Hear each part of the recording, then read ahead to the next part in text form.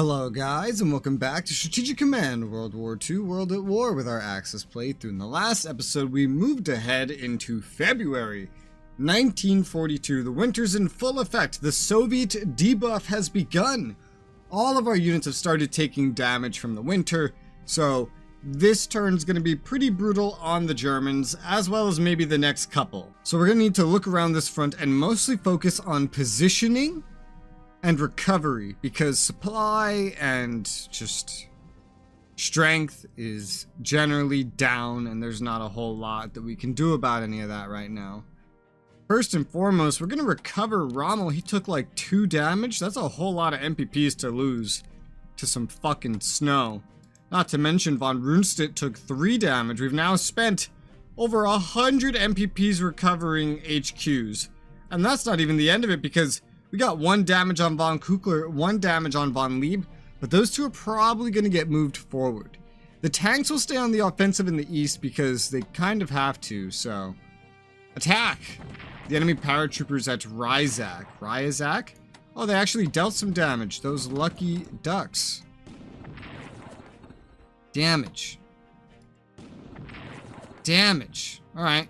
Took 1 damage where we weren't necessarily going to, yet kind of made up for it in the end, in a way. How's supply look over there? Again, I'm going to plan on moving the von Lieb HQ forward. This army is probably going to move up into this field against the river, where it can take protection from the river. It's in a field, but, you know, the river will protect it, as well as the winter, so we can open up some space behind us. This fighter can reinforce up to max, but we'll do that 20 MPPs. Again, so much stuff is just going to be spent recovering from and dealing with the Russian winter, which honestly, when I guess because I went on the attack, when I played the Allies, I didn't even have this to help me, because I declared war as the Soviets. The Axis AI didn't. And so I just kept all my units, but I never had to see this. I never got to see this and benefit from it. Had to is maybe not the right word. Got to is more correct. This arty's not going to be able to do a whole lot right now. Nor is anybody on this front. Everybody's so fucked up from supply. What does it say supply is going to be next turn? Is it going to look better? Yeah, it's going to look much better if Rommel doesn't take additional damage. But we're going to have to do a lot of just reinforcing. Look, a lot of these bombers aren't even attached to HQs. I think it's because so many of them got damaged. Their ability to reach out kind of got nerfed. I'll take my 5th Corps and I'm going to send them straight east. They can move pretty far in the snow here. Just south of Ryansk. Oh, God. Attack. Don't know how to say it, honestly. Supply over here is not going to be the greatest, says the projection right now, but thought I would get in as many attacks as is possible. We seem to have the freedom to do that. We're mostly just going to push up here to the best of our ability. Truly to the best of our ability. Because we have some limitations with that. We'll, of course, reinforce the Stettin garrison. That's just a given. Now, oh god, the armies. We got like 3 armies right here that need to reach the front. One of them needs to get over here, ideally, in some capacity. But none of them are really in a good capacity to do anything up there. But getting this far is probably good enough if we just force it up. So I think I will just do that. Just force it right up here to the river where this army was just moments ago. As we move things, we're also going to need to keep an eye on those pesky partisans, man. And there's a ton of them. This one needs to get further up here. Doesn't really have the supply to rush, and I'm not going to operate it. So we're just going to walk towards Bryansk. We have our 2nd tank down here, which can recover back up to full. So I'm just going to do that. No need to really rush it for now. We're holding against the front. The enemies are mostly defensive, even while that's a lie. They're being very offensive, but they're not accomplishing a whole lot in their attempt to be offensive. We're going to reinforce the Africa reconnaissance up north. We're going to also just reinforce the tanks where they are. Not the best supply. Would be best to move them, but we're literally doubling their strength, so I think that's worth something when it comes to this pretty narrow front line where we have like fighters and stuff kind of exposed. And we're trying to figure out exactly how to handle that. I'm gonna take these fighters, we're gonna just move them back down here. There's not too much they're gonna do because we're just gonna reinforce to the best of our abilities. A couple of these bombers here, they can't really get up to full strength. A lot of them aren't attached to HQs, as I mentioned. So that's a problem. Someone's gonna need to move up here and fill in some gaps in the defenses. We're gonna send the 10th Army right here. I eventually want to get another army here, but this will do for now. This arty has not much to do, and I think it gets a shell per turn anyway, so just bomb someone. I was gonna say this one. I don't want to go on the offensive here right now. It's just not worth it. So let's just go after this core. Just with some arty strikes. I didn't intend to do any damage, so doing damage in general is pretty nice. We're going to reinforce the first army up front. Keep it just as strong as possible with its limited supply. I thought I already reinforced this tank. Apparently I didn't. So go ahead and do that. Reinforce the second corps in the rear. We're going to move the 30th Corps forward to defend Rommel more directly. I don't really care about this spot. It's defended across the river here. We have an anti-tank just chilling out right here. Might as well go a little offensive against this enemy corps now that we've bombarded the living shit out of it. No direct damage dealt, but at least the arty got some damage dealt. Might as well attack with that regularly unless we can reinforce it, which we're going to need to reinforce the Gartenhafen garrison. Holy fucking shit. We have so many things to reinforce. Reinforce this corps. Reinforce this corps. They can get back up to full. I've used almost half of my MPPs this turn as Germany. Just reinforcing damage that we took from this giant wave of snow madness. Hopefully there's not more than 2 turns of this remaining, because this is really debilitating. My first time ever experiencing it in this game. I'm gonna move the 4th Panzer tanks back a step along the river here, defensive fixture. Is this called Ryazak and this is called Ryazan? Isn't that cute? That's cute. Russia, you have a cute naming scheme. Did you know that? Now you do. I'm not sure how offensive to be here, but I do want to be offensive on this paratrooper unit because he's cut off and we can kill him. I know we can. Let's move this tank down into this field. We're gonna move this, oh, I can't say that number, corps forward. We're going to move as well this corps forward, maybe? We'll figure that out in a moment. Von Lieb's gonna move forward to Tula. I guess we'll send the Slovakian corps forward to serve as a defensive fixture for him. Naturally, he can't recover anything. Von Kukler's gonna move forward north. Maybe they can extend better and help cover all the planes, the many planes that are up here. Seems 4 HQs, once they get injured, are a little stretched thin in this region. My fucking god, dude. What is this number? 2,500? More than that?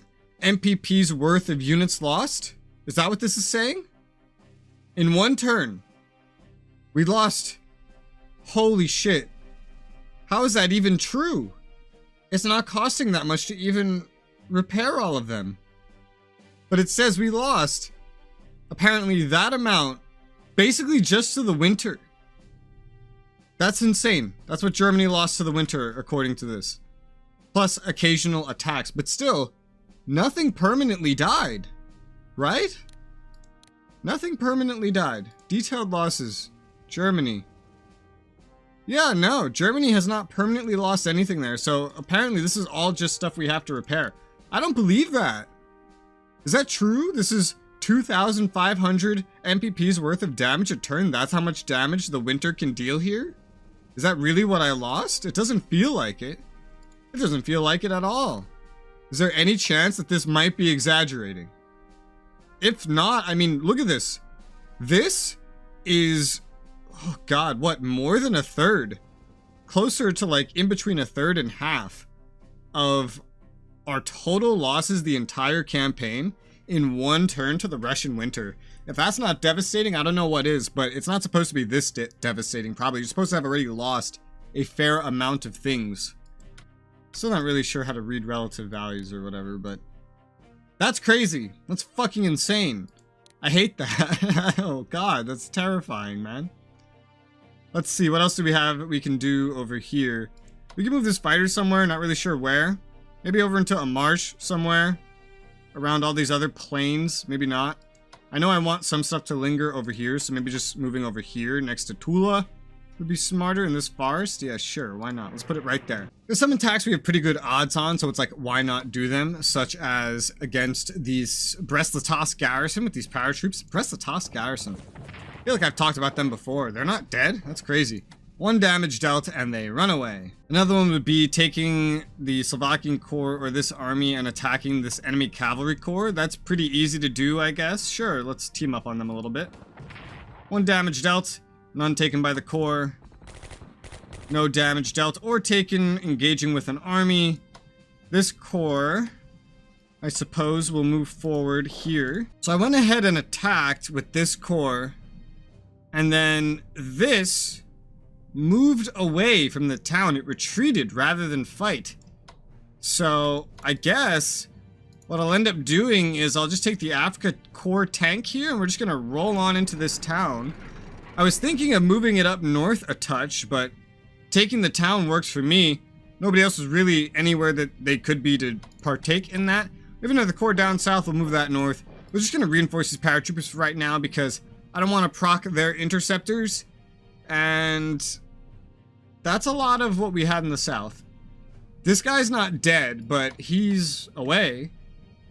Oh boy, is he away. Supplies aren't going to spread the greatest because, you know, there's no supply really in this town anymore. So these guys are still going to be out on a fringe, but they're going to be pretty well off.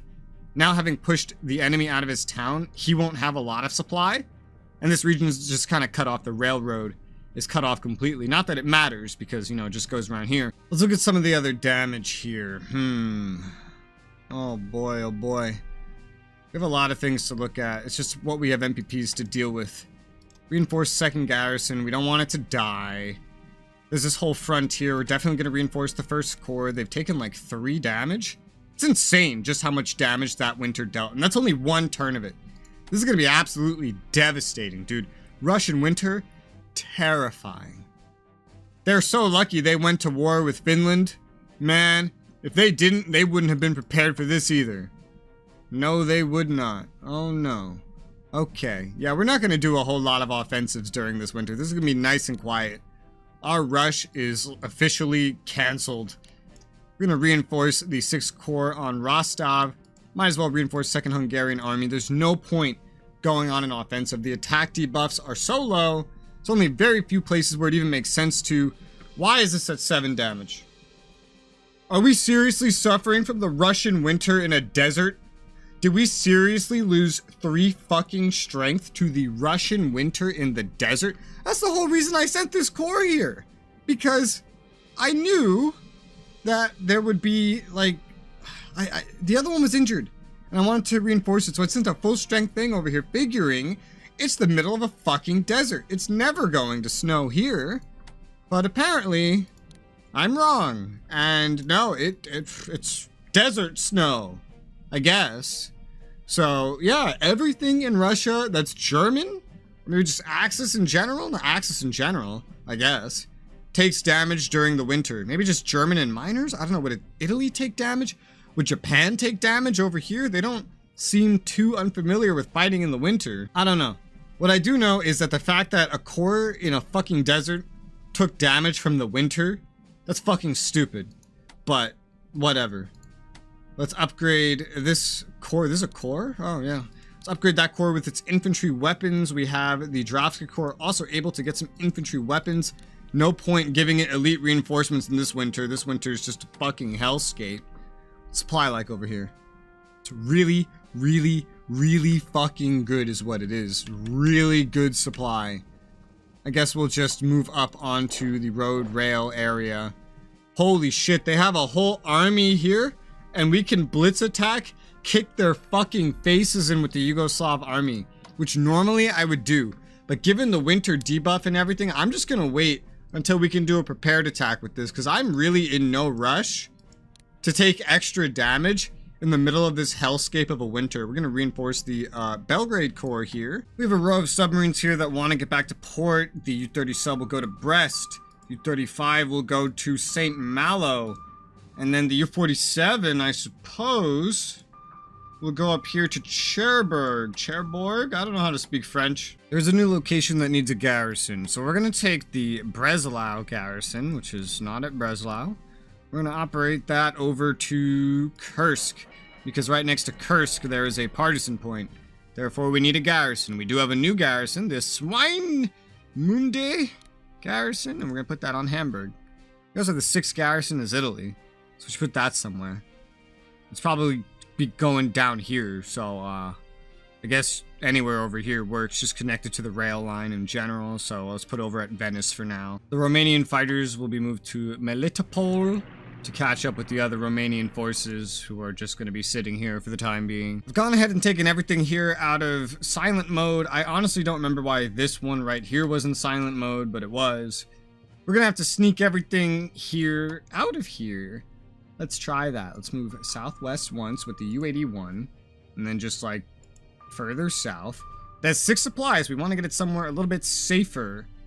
So somewhere around here would probably be good. So let's just move straight south. And a little more this way, and then blop, and then blop. So we're not exactly here where we raided last time, but we're here. We can still raid, be further away, somewhere potentially considered safer. Raiding the US-UK line is very important. I remember this one is affected pretty heavily by the winter. I don't remember if this one was, but I remember this one was completely unsustainable at max throttle, unless you just really desperately needed to pump everything into the USSR as possible. Let's try and get these subs somewhere they can raid up here. The US line's very important to raid, so we know straight south is safe. What if we go a little bit further this way? Okay, it seems safe, so we're just following that trail, generally. We can have 3 dudes raiding the US-UK line. U-73 is running out of supply, so we want to get that somewhere that has supply, theoretically. Also, we'd want to repair it at a port that has more than 5 supply. That transition is doable. It might take more than one turn, though. We'll just put it right here for now, before we begin a rush back to have it healed. This one has supply, but it is injured. But raiding here would still be very, very useful. So I'm going to move this U-37 up north further, and then we're going to move this up north further. Just continue raiding. This is a very important line. Just want to deal as much damage as possible. We need a lot of upgrades to our ships to have ASW, especially for our destroyers. So this destroyer is definitely getting some ASW capability. Over here with these 2 heavy cruisers, which I'm still really not sure how to handle, we're going to get the Deutschland upgraded a little bit more. Just put some elite reinforcements on the Admiral Graf. Why not? This guy's been floating around here for a long time, doing some very good work. Elite reinforcements could help something that's at sea just all the fucking time, never taking any damage. Sure, because then if it runs into another enemy destroyer or light cruiser or whatever, can absolutely fuck him up. If it runs into something bigger, well, it'll stand more of a chance then. That's my logic. I mean, for Christ's sake, this one has 2 XP, almost 3. It's got like 2.5. This one has almost 2. And they've mostly just been convoy raiding, barely any combat at all. I'd like to get some more research underway as Germany. It seems like a good time if we're not going to have a big offensive. Building more units right now just has no point unless they're garrisons, honestly. But if the offensive's slowing, maybe we don't need as many garrisons. Some better ASW sounds good to me. Yeah. I don't need a lot of this other stuff. I don't use a lot of this other stuff currently, so ASW, let's go with that. My strategy is very narrow during this. What are we making? A fuck ton of garrisons. Okay, I think that's fine for now, considering we're not really going to be pushing at all. So some upgrades with the remaining points would be good. And I'm thinking some naval upgrades. Yeah, some naval upgrades sounds good to me. Let's upgrade the Admiral Shear ASW, because again, I do want to do a naval excursion up here. Kind of establish my presence to defend this. The enemies can't come through here. It's only the Russians we'd encounter. Seems worth it to me, then, to get some ASW on as many of these things as is possible. Which I don't know if that's all of them. Let's find out. Math. Will we be able to get all of them? Actually, yes. Not this, because it's not at a port. There's not a lot I can do to fix that. Oh, wait, no, there's another one up here. Ah, well, it's not all of them, but it's a lot of them. We're at 9 MPPs remaining. We've done everything else that we need to do as Germany. So Germany is effectively done. Italy has also kind of done their whole turn. I'm just going to research some more indie tech with them, get some more base production with them, because there's not really anything else to do in terms of normal movement with them. their fronts are just moving slowly because they're small, focused fronts without a lot of support. Due to all the focus on repairing, we've hardly done anything at all this turn, and I feel like we're already through most of it. There's not a whole lot of specific things to do. Honestly, what's the supply situation here? I like how this town is just bad, but everything around it is good. That doesn't make the most sense. I'll at least move the first Hungarian army forward a little bit. There will technically be better supply this turn and the next, yeah. And it can allow me to begin to be ready to shore up 2 armies against this enemy army whenever that becomes relevant, at least. And then most of the rest of it's with Japan. We know we want to take the 5th Special Forces here, claim Agana, national morale objectives, secondary supply, that's Guam. That's the longest it's probably taken any Japan player to take Guam ever, probably. Oh, remember those bombers that arrived at Buin? It's fucking hilarious. The game spawned in free medium bombers that it probably just expects me to go put at Kukum to fulfill the Japanese bomber in Guadalcanal hinder supply to Australia. It's not a bad option. It's not perfect because they're not maritime. I did not know I would just get free bombers to do this. I don't know if I would have built the maritime bombers if I knew about this, given my land-based focus to this campaign. I definitely want to start raiding with these submarines this turn. It's going to be weird to avoid the Australian ports though, so I think it's going to involve coming down like this and then curving out like so. It's only in range to raid Australia, and this one can go more closely down to the New Zealand one. Eventually I just want them both kind of around here, or maybe further around here, where they can each deal some damage to these lines. Maybe individually placed is better, so less makes it through, and then everything else can just focus on either what remains or Sudan, Egypt, South Africa, India. India's a big one. What remains in these lines. So down here is Nauru, and I remember this place. It starts with a garrison, I believe the only French garrison. I forget if it starts with anything actually. But I remember I had a garrison here, at least, that was French, because I was like, oh, let me defend this place. There's a mine here. And the Japanese just landed on this mine because it's worth so much national morale value and probably produces a decent amount of MPPs. So, the elite special forces that has already used its attack at Guam is going to head down to Nauru, and it's going to just land. We actually suffered 3 fucking casualties landing, which is fucking retarded. But there's nobody here to defend it, thankfully, so we have claimed this mine with 3 strength. It produces 2 MPPs per strength, 15 national morale value that we took away from, this is actually the UK. I went out of my way to put a French thing here then. I'm gonna claim Nauru for us because, you know, there's some decent income to be had here. It certainly pays for itself pretty quickly, especially at full supply. This poor guy got fucked up landing, man. 3 damage, one of them elite reinforcement. That's quite a bit of a loss for a landing with no resistance. Jesus Christ. But it's that, and then this town doesn't provide any MPPs at all, but there's still some national morale value. Eat away into the UK's national morale. America's at 81%, they're still going down. What's Japan at? 113%. Holy shit. Germany's at 114%. Wow. Italy's at 90%. Why? Why Italy? I know they start out bad. National morale. Japan started, went down. Yeah, it actually starts pretty low. I don't know why it shows here. It never starts at 100. It started more like right here at the beginning. And then we've got it up. Germany. Yeah, we got it up. Italy started decently. They took a big hit, I think, when America got involved in the war. They really freaked them out. But they're starting to get it back up again. That shit really freaked them out then. China, how's China doing? Yeah, it's just going down mostly. America entering the war wasn't too game-changing. America's morale's at, you know, it's pretty low. Soviets is a little bit higher, amazingly. Really amazingly. Like, they've lost so much more than America. UK has been falling off as well. They regained, but this is probably when America got involved in the war or something, I don't really know. But 15 national morale from that will be decent. 15 is not a lot when you have 100,000 as a base. But that plus the MPP is a lot better than any normal village. It's these big national morale objectives that definitely play the biggest part in that. Certainly, that's what's giving us these massive national morale boosts. And I know we had some of that this turn. Holy shit.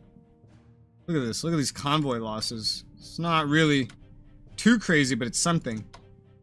Yeah, we've gone up a decent bit just from what we did this past turn in taking things. And these are just like random islands. Over in the Philippines, we can send the special forces over here to surround Wainwright.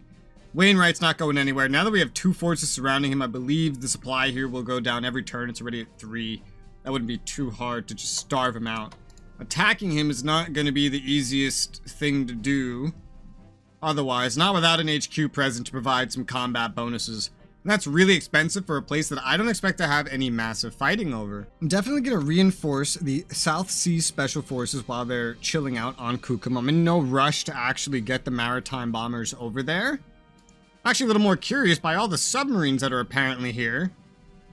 Now that we have these maritime bombers, even if they have no ASW, they could do something. I can't believe this one's still over here. Let's go look at... actually, I don't know which one's worth more. This one's only worth 5, but this one's worth more. Let's just try to bomb this. We dealt 2 damage. We took no damage. That's pretty good. These subs are gonna have to go pretty far away to get some actually, no. So long as Singapore's here. They have some pretty easy ways to recover. Well, that just is what it is. What does supply look like over here? Probably really not the greatest. Yeah, no. No, not at all.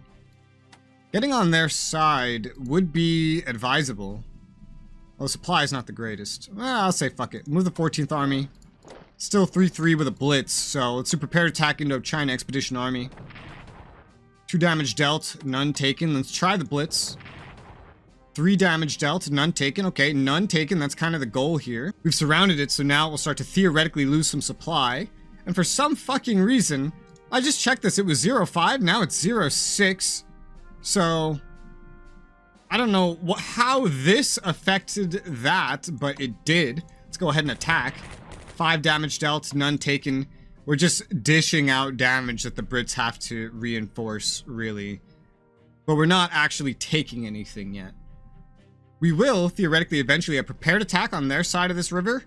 And then another one from the other side of the river, theoretically, even with 4 supply. That'd be pretty brutal, and Rangoon would theoretically fall soon. But we're also not pushing the Malayans out anytime soon. That's why we're still waiting on those other cores that I ordered. We got a new core, or garrison, speaking of. What the fuck? Holy shit, there's a submarine right fucking here, dude. What the hell? Okay, I'll put this garrison right here. How do you get a submarine over there? What is this? How do you... What? I'm gonna stick with my plan of moving that maritime bomber over here. Like I plan to, because we might find some American submarines or something operating somewhere out of here. It's the best thing to have here. Medium bombers, not so much. So I'm just gonna operate this out of here. And we're just gonna send it up here, I think, next to Hiroshima. So that it can get some upgrades here next turn. Maybe some reinforcements, and it could maybe just try to bomb the shit out of what's here. It's not the best for this task, really, but I haven't invested a lot into maritime bombers. When I was in America, I don't think I was anywhere near this active with submarines or anything. No. I was more active in taking territory than harassing any shipments or anything. That's where my focus went. Either way, there's a lot more to do with Japan still anyway, but we should be able to finish this up next episode. For now, that's going to be all there is for this episode. So, thank you guys very much for watching, and I'll see you on the next one.